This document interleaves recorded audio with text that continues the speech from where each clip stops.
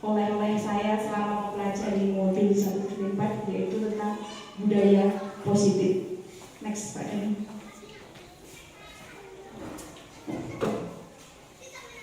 Napa to budaya positif?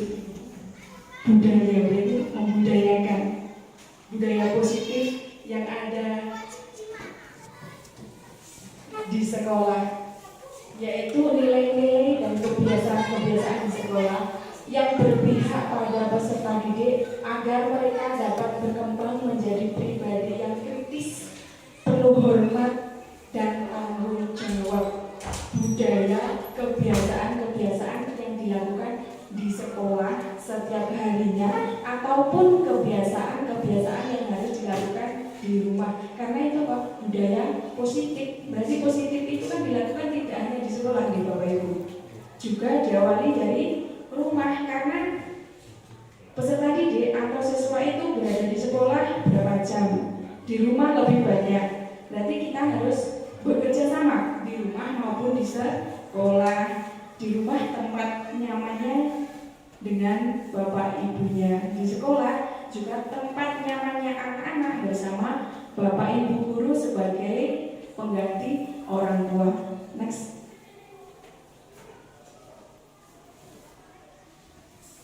Bertolak pada filosofinya pendidikan Ki Hajar Dewantara, anak itu bukan tabula rasa. Tabula rasa itu apa?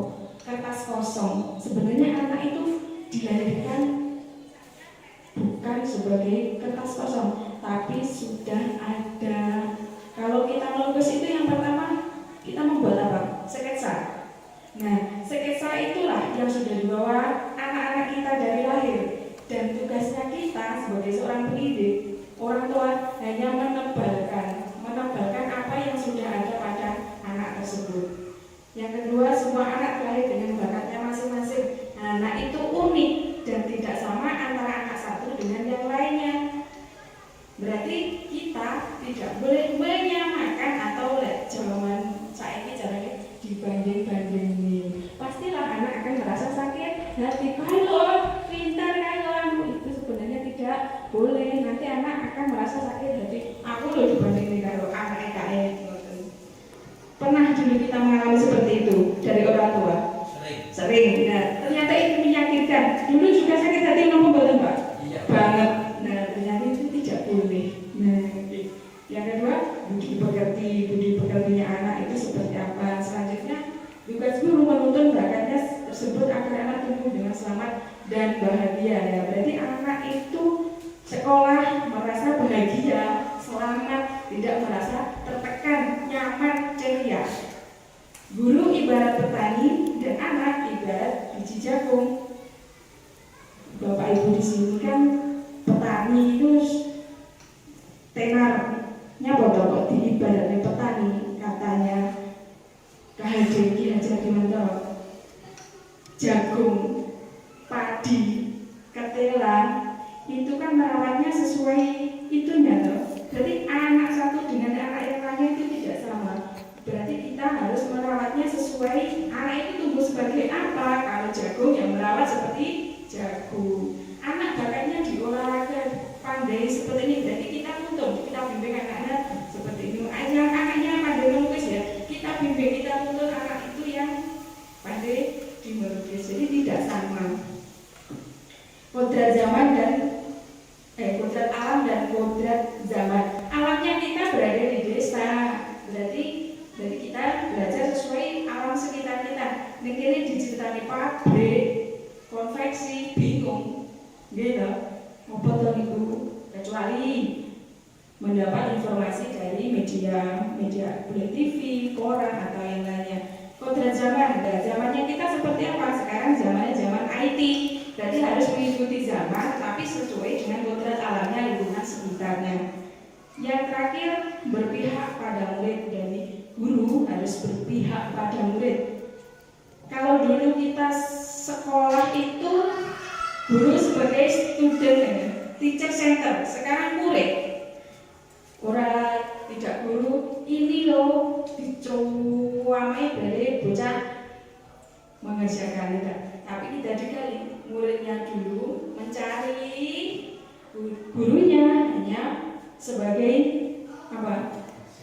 monitor. Ya, mengawasi. Bocah ini melayani arep nyandi, membimbing anak sesuai dengan kemampuannya masing-masing. Next.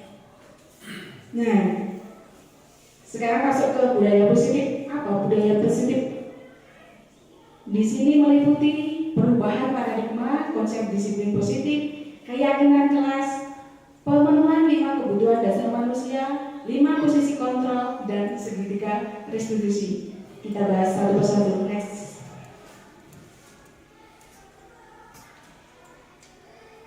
Perubahan paradigma. Untuk membangun budaya yang positif, sekolah perlu menyediakan lingkungan yang positif, aman, nyaman, agar murid mampu berpikir, bertindak, dan mencipta dengan merdeka, mandiri, dan bertanggung jawab.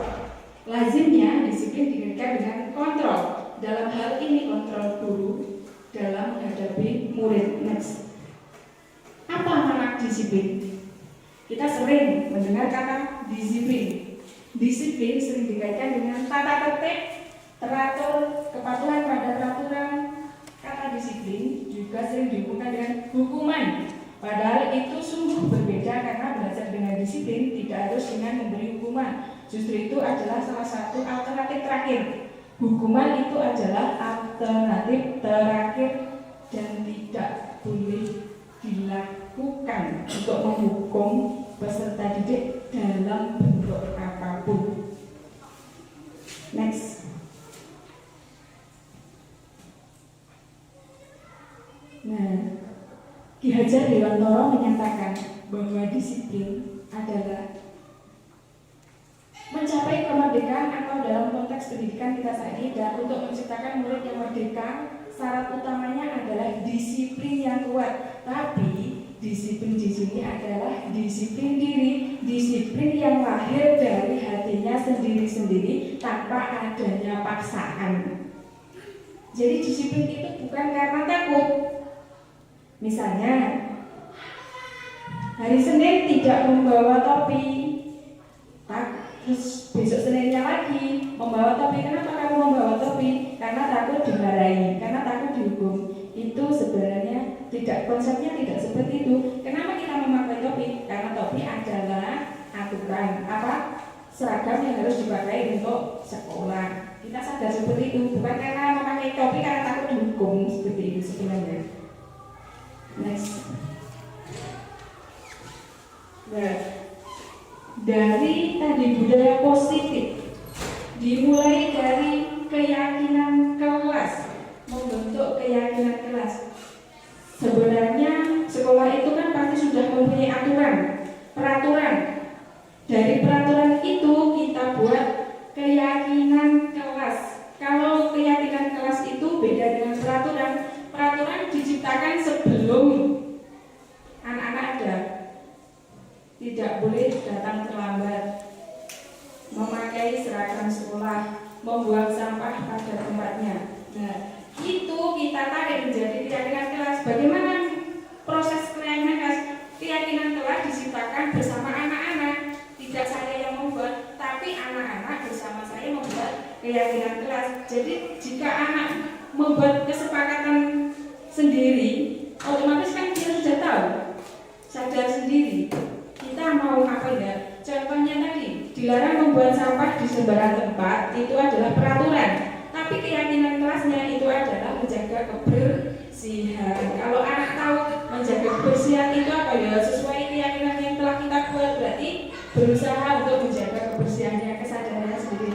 Orang kok wedi lek seneni aku kudu membuang sampah di sembarang tempat, tapi karena dia sadar akan kebersihan, tugasnya itu membuat seperti itu. Lah, jika itu dilakukan antara sekolah dan orang tua, kan saling kerjasama atau kolaborasi, otomatis anak akan menciptakan budaya-budaya yang positif, itu baik di sekolah maupun di rumahnya.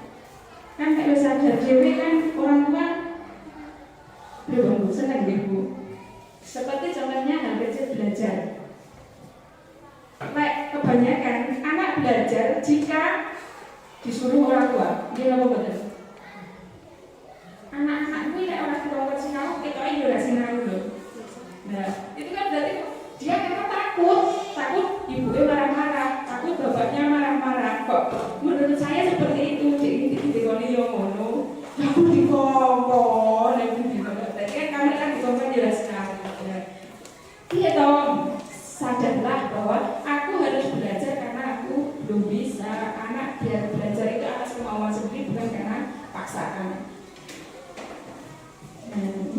Contoh kesepakatan kelas, mengamalkan ajaran agama untuk kebaikan bersama. Contohnya kalau di sekolah kan pagi mengaji. Nah, itu mengaji itu seharusnya kalau sudah dijadwal kelas hari Senin kelas 6. Senin ini tugasnya anak ini, berarti sadar akan sebenarnya bukan karena disuruh Pak Dani. Kan seperti itu. Nah, selama ini kan masih tugasmu saiki wae sing ngaji iki. Lek mboten ngoten kan kesing bulet. Berarti kan belum sadar. Rasa aman adalah hak setiap orang dalam ini di sekolah pun harus merasa aman dan dilindungi. Tertib saat belajar mengajar. Ya, contoh ketertiban banyak sekali. Misalnya dalam kelas tidak boleh makan. Itu peraturan. Kalau tidak boleh makan, berarti itu peraturan. Kesepakatan kelasnya menghargai teman. Contohnya mengerjakan terus yang lain makan kan berarti tidak menghargai teman. Toleransi antar temannya kurang. Jika itu sudah berbudaya, insya Allah akan berjalan lancar dan anak akan merasa senang dan terbiasa dengan budaya-budaya positif. Untuk yang selanjutnya itu yang terakhir menata ruang kelas dengan gambar-gambar edukasi yang menarik. Ya, kalau ini gambar ini adalah gambar hasil kreasi anak-anak selama belajar di kelas 4 seperti itu. Next. Nah, 5 kebutuhan dasar manusia. Manusia tidak bisa terlepas dari yang namanya pertama kesenangan, cinta kasih dan sayang, kebebasan, penguasaan, kebutuhan bertahan hidup. Suatu contoh kebutuhan bertahan hidup. Pada waktu guru di dalam kelas tiba-tiba anak lari, seret, belayu ning Pak Jarwan. Buku pia-pia, tulik ning kono. Nah, karena anak punya kebutuhan bertahan hidup. Mengapa? Mungkin anak tadi di rumah belum sarapan dan ketika pelajaran dimulai merasa lapar loh. Itu juga kebutuhan hidup loh. Pasti itu kayak jenenge lapar itu. Nah, itu pun juga ditanya yang kesenangan. Kalau anak-anak butuh kesenangan itu sudah lazimnya anak merasa senang. Butuh cinta dan kasih sayang. Kadang anak gelut tukaran karo koncone. Kadang itu hanya untuk cari perhatian dari gurunya, cari perhatian dari teman yang lainnya. Bukan kok sekarang yang ada penguasaan ini loh. Kadang anak itu merasa sebagai penguasa. Nek dhewe iso gelut menang kan, wow, seperti itu loh. Nah, jadi kan itu tidak lepas dari 5 kebutuhan dasar manusia. Next. Nah, 5 posisi kontrol. Di sini ada posisi kontrol sebagai seorang pendidik ataupun sebagai orang tua. Kalau dulu itu hukuman, kadang dianteng, gosok, diseneni. Itu makanan kita sehari-hari nek belajar sebagai seorang murid. Ternyata itu ada fase-fasenya sendiri. Yang pertama penghukum. Sebagai seorang guru ternyata itu menghukum bisa menggunakan hukuman fisik maupun verbal dengan kata-kata. Contoh saja, anak sekolah terlambat langsung diseneni, nyapa kok terlambat. Wah, jam 7 sekolah kok rendah. Itu kan langsung hukuman dan anak akan merasa tertekan dan takut. Itu kalau posisinya sebagai penghukum. Yang selanjutnya membuat orang merasa bersalah. Guru cenderung menggunakan suara yang lembut. Nyapa to kok terlambat. Ora kesakne wong tuamu. Esok-esok wis nyiapne sarapan, wis nyangoni, wis disangoni. Sekolah kok dadak terlambat. Aku ora gelem sinau. Nek dikonokne bocah kan ngerontok biasane. Oh iya wong tuaku ngomong seperti itu. Anak akan merasa bersalah, tapi itu kan masih dalam konteks diseneni tapi bahasanya yang lembut. Yang ketiga, guru sebagai teman. Misalnya anak melakukan kesalahan, apa? Guru nih, ya wes ora apa-apa, sebenarnya kalau jadi baleni. Nah, anak itu akan memposisikan guru sebagai teman, tapi hanya kepada satu guru yang ngomong. Dia akan merasa takut. Loh aku lek Pak Kai Kai oleh loh ini. Berarti wedine nyukur Pak Kai. Orang sadar, belum sadar akan kesalahannya, tapi takut kepada salah satu seorang guru. Dianggap bacanya dewi karena boleh nggak apa-apa. Terus yang selanjutnya monitor pemantau, berarti mengawasi. Cek Senin gue ranggo topi, saiki orang nggawa topine. Nah, itu sebagai pemantau. Bisa kan dina Senin iki orang nggawa topi, misalnya Alvin. Sok Seninnya Alvin meneh. Sok Seninnya Alvin ada. Guru punya catatan. Nah, itu sebagai pemantau. Ditanya, apa konsekuensinya kalau tidak memakai topi? Berdiri di bawah yang bendera. Anak tahu lah aku ranggo topi, berarti aku harus ngadeg menyusuri kakak bendera. Tapi kan dia tetap takut. Nah, yang terakhir sebagai manajer. Nah, diharapkan untuk apa itu pendidik, bapak ibu guru itu memposisikan sebagai seorang manajer, bukan sebagai penghukum, pembuat orang merasa bersalah, teman atau monitor. Manajer adalah posisi mentor, di mana guru tersebut bersama dengan murid mempersilahkan murid mempertanggungjawabkan perilakunya, mendukung murid agar dapat menemukan solusi atas permasalahannya sendiri. Dan murid akan sadar dengan sendirinya, bukan karena terpaksa. Nek pun sadar diri, contohnya sholat 5 waktu menjadi kebiasaan tanpa disuruh pun kan dia akan sholat. Kan seperti itu. Kalau jika sudah sadar, terus terbiasa, kayak ada ya cepat layu ambil air wudhu terus melaksanakan sholat tanpa adanya paksaan. Ini kayak sedih kon berarti sedih paksa. Nah, next.